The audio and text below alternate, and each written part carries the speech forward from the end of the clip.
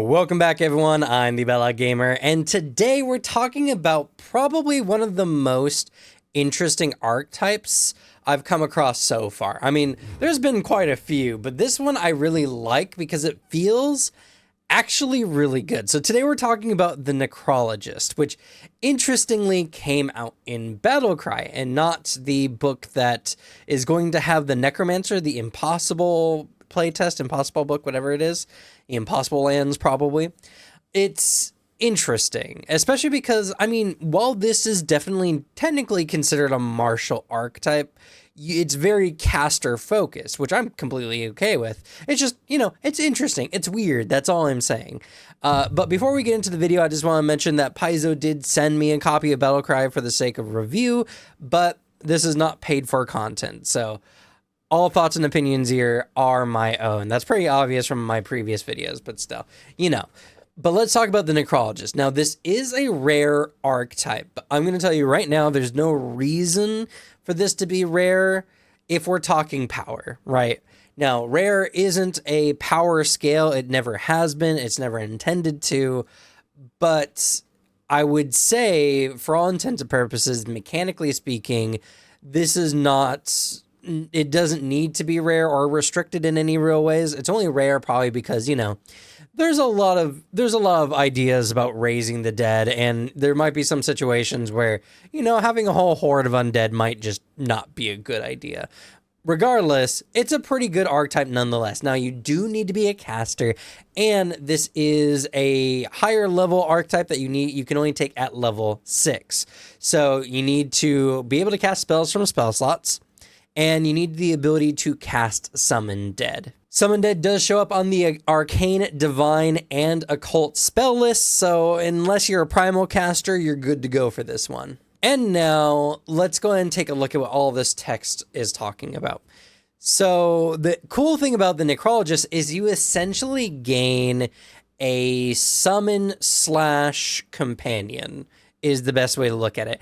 And now, this does prevent you from having other companions, including things like an animal companion, unless you have, I guess, the captain archetype, in which case your horde can count as one of your companions.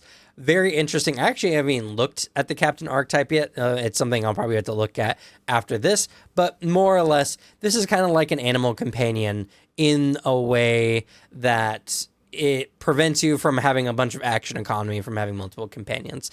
More or less. It's not as good as an animal companion, I would say, which isn't a problem unless you really want to go an animal companion, in which case I would say an animal companion is probably better. But the Horde is an area effect companion, if that makes sense. And it doesn't stick with you. You have to summon it, and you can only summon it once every 10 minutes. It doesn't take any spell slots, which is pretty good. And yeah, it's just a really cool feature. It's essentially a once per combat summon that you do for 2 actions rather than 1. And it's not even really a summon because it doesn't get to act immediately after you use the thing. It kind of acts like an extension of your character. And so a lot of what this text is talking about is that this horde shares your AC, your saves, and any other defensive statistics like skill DCs. And in addition to this, it's also immune to the grappled, prone, and restrained condition, though it is interesting that it is not technically immune to being off guard, considering it's a bunch of creatures, but, there it is. And it also is mindless, which is important for some spells. And the best part about this minion is it has an amount of physical resistance equal to your level, but it does have an amount of splash weakness also equal to your level. There's not a lot of enemies in the game that has any kind of splash effects. Most of the splash effects are honestly going to be probably from your allies potentially. So you need to let your allies know not to splash your horde or it's going to be really bad news. But otherwise, it's pretty good. Physical resistance is insane and it's equal to your level. So even when you pick this up, it's 6 physical resistance. That's so good. But I think the biggest thing to really consider when it comes to the Horde is you and your Horde share life points similar to how a summoner does with their Eidolon. So any attacks to the Horde do affect you as well. Granted, I wish my wizard had access to just level physical resistance at all times. So in actuality, the fact that you share life with this horde is not necessarily a bad thing because it's just resistant to some of the most common types of damages. But it is something you want to consider if you're fighting against more elemental foes, or especially foes who do any kind of splash damage. And any abilities that would damage both you and your horde, you only take the damage once, though you do take the greater amount of damage between you two. So if a bunch of rocks fall and hit you both, you're probably going to take more damage because your horde is physical resistant. So that's how that works. Anyway, so now let's look at the ability of Raising Horde. So this is going to be, I think, somewhat controversial for some people. So Raise Horde is 2 actions. You can do this once per 10 minutes, which is effectively once per combat, except for some very niche scenarios. And your undead horde appears in an unoccupied space within 30 feet.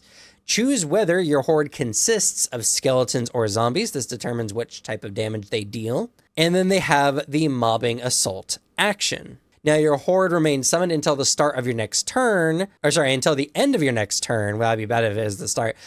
But you can sustain this effect up to a minute. So it's going to cost you an action every round to sustain. So far, so good. It's essentially a summon for all intents and purposes. The effect also ends if you end your turn more than 120 feet away from your horde. That's not typically going to happen, but it could potentially happen. And when you first use Raise Horde and each time you sustain the effect, your horde takes the stride action, or can take the stride action. Now, that is going to be the thing that I think is going to piss the most people off. So normally when you have a summon, when you sustain that summon, it gets 2 actions to do whatever it's going to do. This particular minion, in this sense, only gets 1 action and it can only stride. So inherently, this can't do anything with the action you give it. And so as a spellcaster, that is potentially really bad, because in order to essentially keep this horde out, you're going to have to spend an action to maintain it.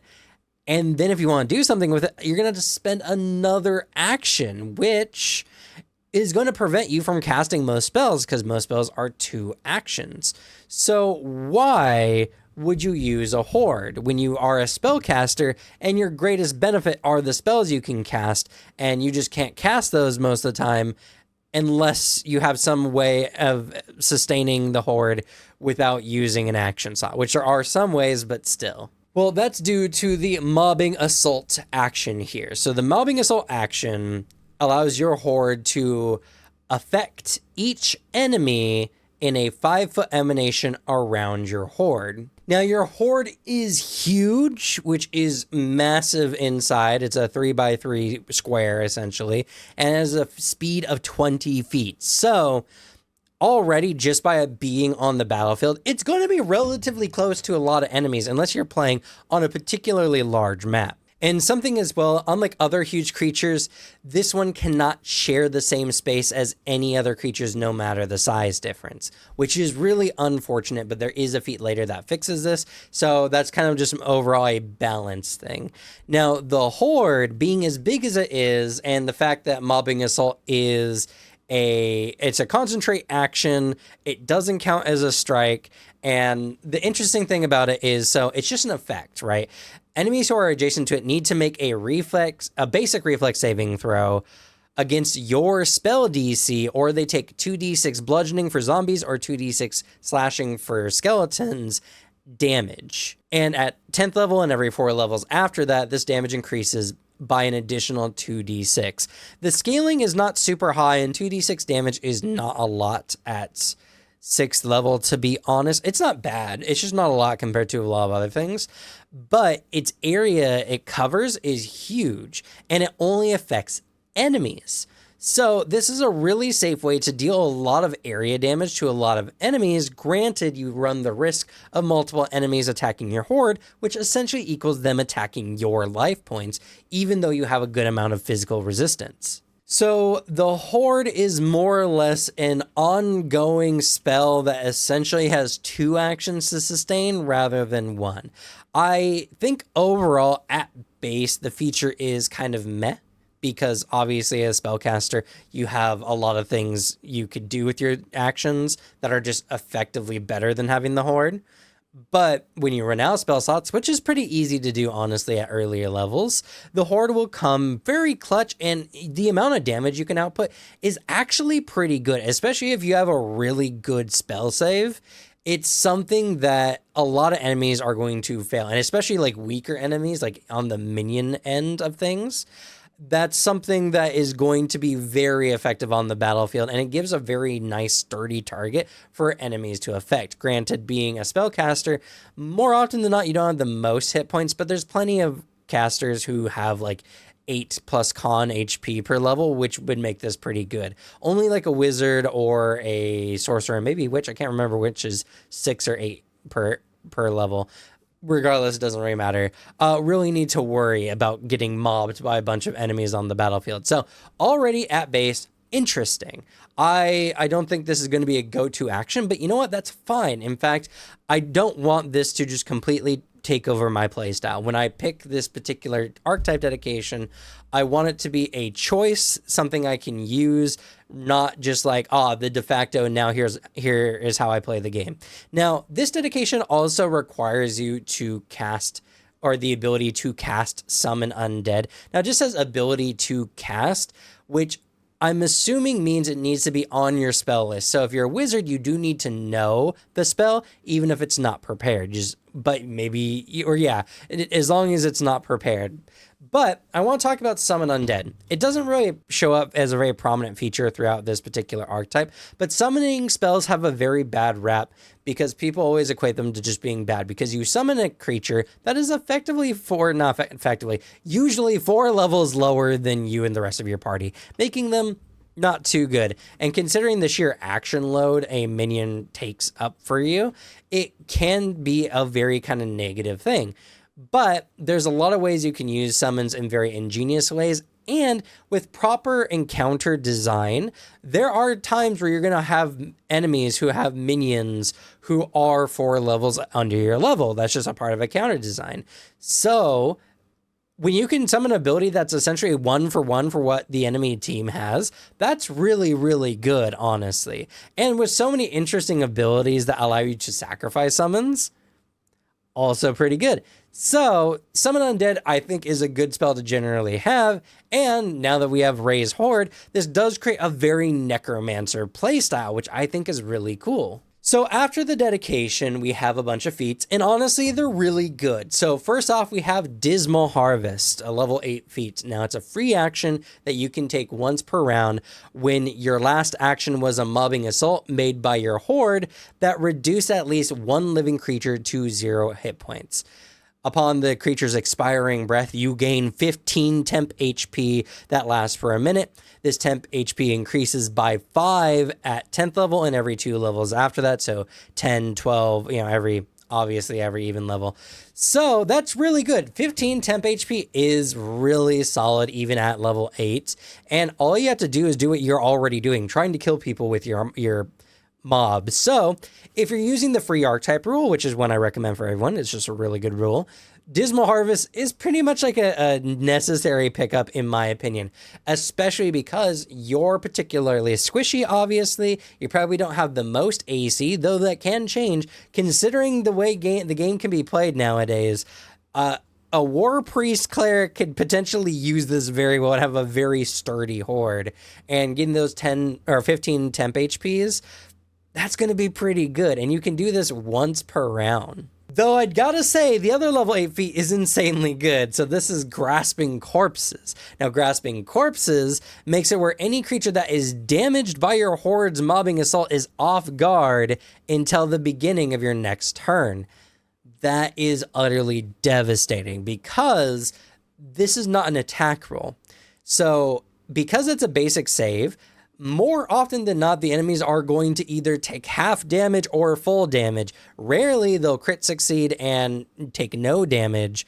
So you have a very good chance of making every enemy you essentially engage with or become off guard until the start of your next turn just by using your horde. No additional actions needed, nothing. That makes this an insane combat utility because now your allies are going to have a bunch of enemies with reduced AC who are just a lot easier to hit due to a massive horde of zombies or skeletons essentially clawing and grabbing at them. That's very, very powerful. So while Dismal Harvest, I think, is probably the smarter choice, Grasping Corpses, I think, is going to be the more frequently taken choice as it's just very powerful. Also at level 8, we have Shambling March. Your horde gains a 10 feet speed increase.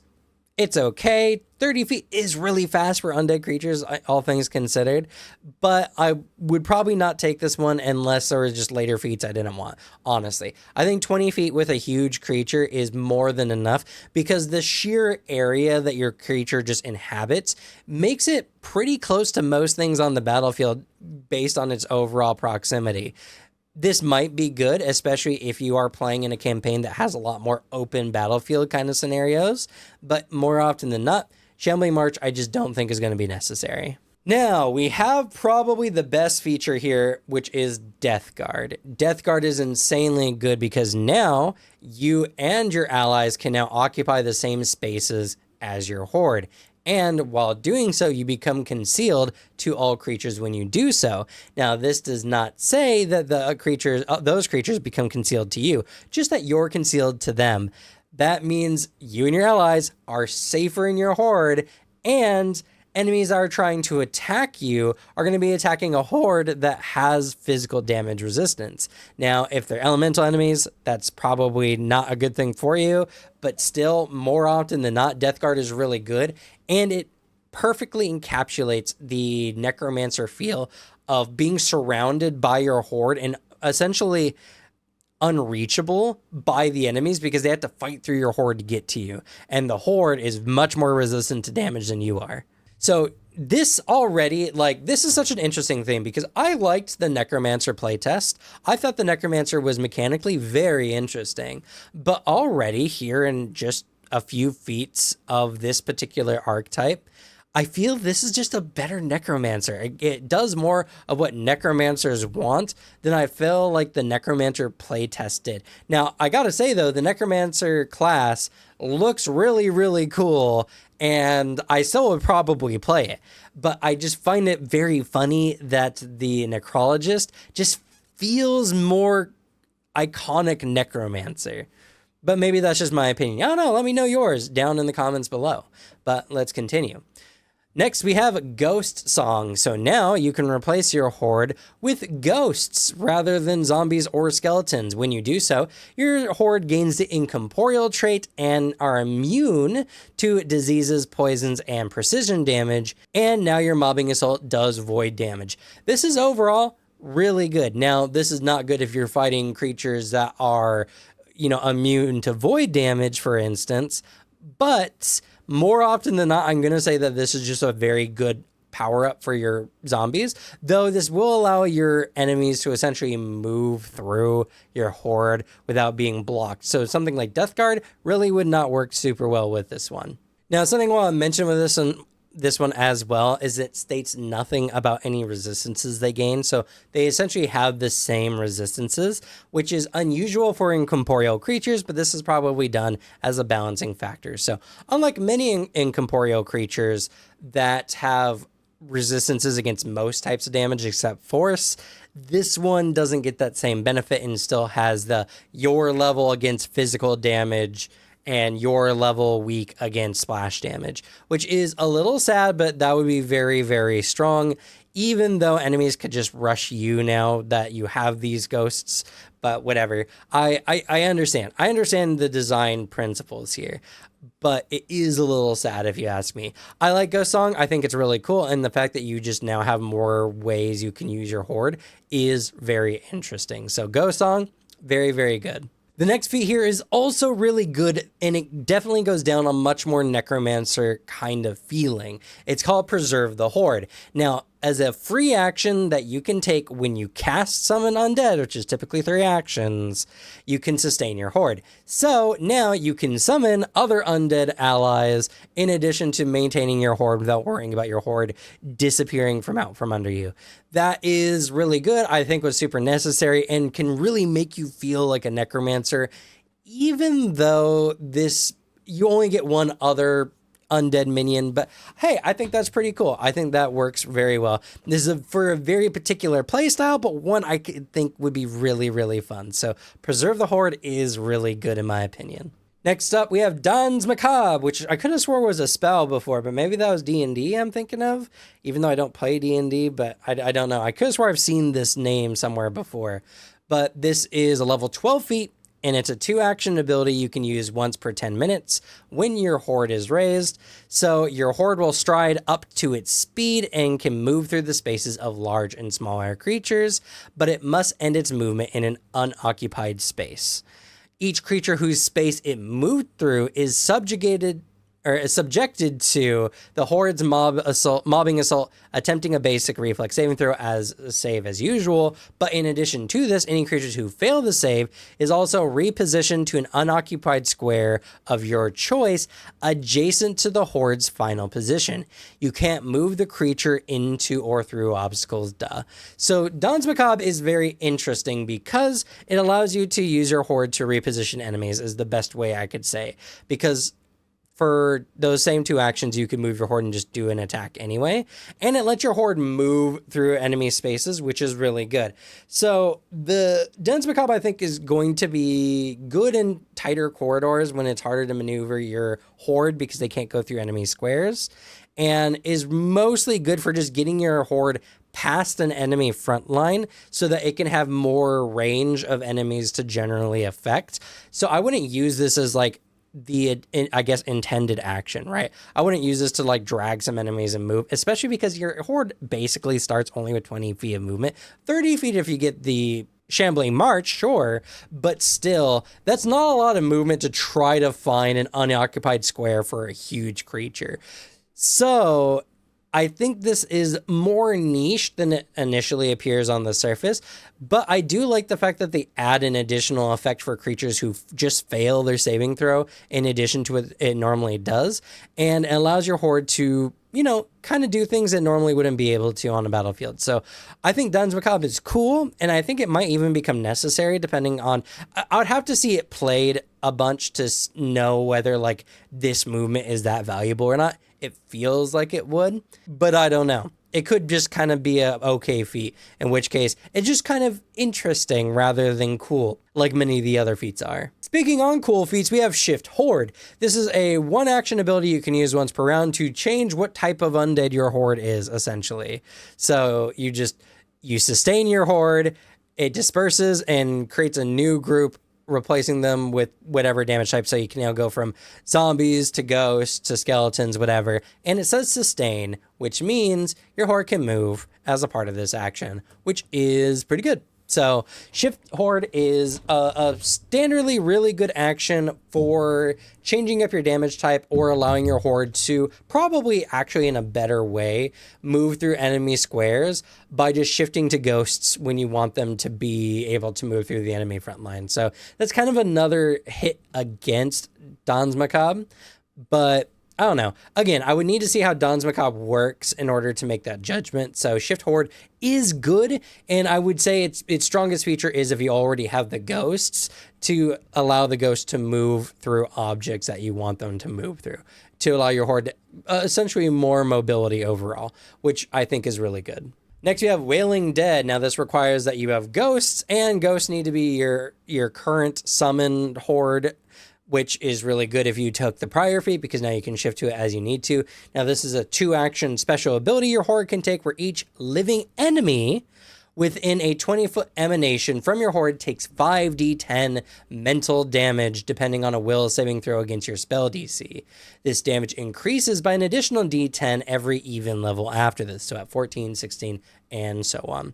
So, based on the save, creatures that succeed the save take half damage and are frightened 1. This is essentially a fear spell, which is really cool. Then we have failure, where they take full damage and are frightened 2. Again, like a fear spell in addition to what our Horde normally likes to do. And then finally, the creatures take double damage and are frightened 3 on a crit failure, which is, of course, going to be the best option, but is going to be very hard to do. Now, this is a flourish, and I want to make special mention that many of their actions are flourishes, like one we're going to talk about here in a little bit. So just keep that in mind that this is a flourish. And yeah, this one's really cool. I really like it. At this point, our mobbing assault is going to be doing, let's see, it was 6 and then 10. So 4d6 normally. 5d10 is just on average going to be higher, obviously, and this seems to scale much better than our mobbing assault, though you can only use this one once per 10 minutes. So Whailing Dead is just going to be a really good option when you know you've gotten like the maximum number of enemies surrounding your horde. And it's a 20-foot emanation around your horde. So your horde's already huge. An additional 20 feet is going to cover most of the battlefield. So Whailing Dead is overall just a really good action as long as you are using ghosts. So Ghostsong, if you take it, you really should take Whailing Dead. It's just a really good feat. Now we have Death Rattle. This is an action that requires our horde is raised, like many of our other feats here. Now, you dismiss your horde, which draws life energy towards it as it crumbles into the ground and fades away.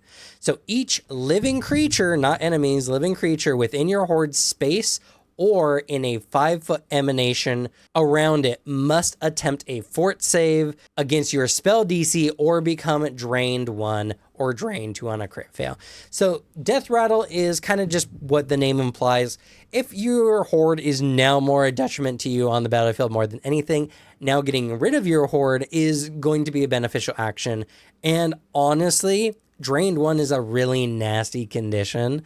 So I think overall, this is a really good one if you're deciding that your horde is no longer useful. Really good to have in your toolkit just because there's going to be a lot of situations where a huge creature is just not going to be beneficial to have.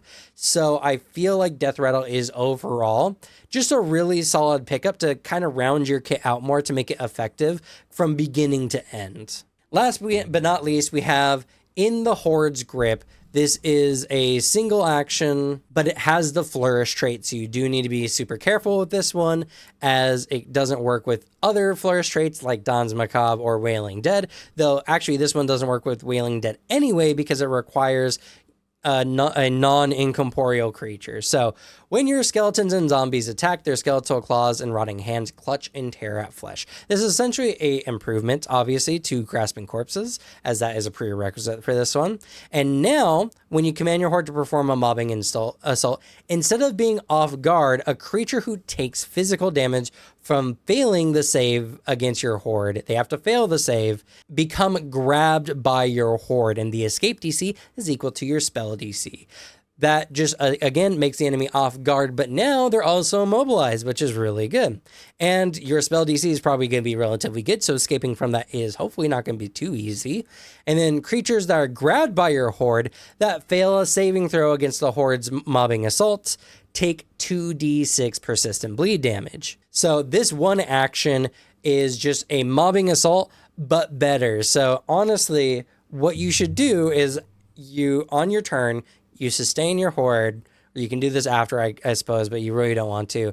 But sustain your horde, then do in the Horde's Grip, and then follow up by another mobbing assault. And you're good to go. Like, it's just very solid. It's a very good way to play. And that kind of ends the Necrologist. It's good. Like, what more can I say? It feels like how a Necromancer should feel. Honestly, I like the Necrologist. I'm probably going to play one, honestly. It just seems really good. And even though I don't like how it kind of handicaps spellcasters, because again, the minimum action requirement to make use of this every round is 2 actions, is kind of bad. But I feel like there's a lot of situations where this could be very handy, and with many of the later feats you can pick up, you can essentially gain a fear effect. It can also do things like give you temp HP. It can also just make enemies off guard. So your Horde can effectively be a spell that consistently every round does multiple conditions, in addition to the pretty consistent, though not high damage to multiple enemies. So while this is not a boss killer by any means, this is definitely a horde battle situation where you are just the most effective at dealing with that. And if you're playing a class that doesn't have a lot of spell slots, like say the Psychic, this can be a really good way to kind of make up for some of your shortcomings when it comes to just your overall number of spells you can cast in a day. And I believe Psychics also just have a lot of other really good one action cantrips that they can juice instead, in addition to using the Horde, which, you know, makes Psychic Parry a pretty good candidate for this one, honestly. So yeah, the Necrologist is pretty good. Again, let me know your thoughts down in the comments below. This is really interesting. Maybe not my favorite in this book. I really like the War Mage, but I do feel like this is a whole playstyle onto itself, and that is exactly what archetypes should be. Archetypes should change how you play the game, and the Necrologist nails this. But that's going to be it for me. Thank you all so much for watching. Good luck with your games. Leave the bad luck to me, and I'll see y'all next time. Bye.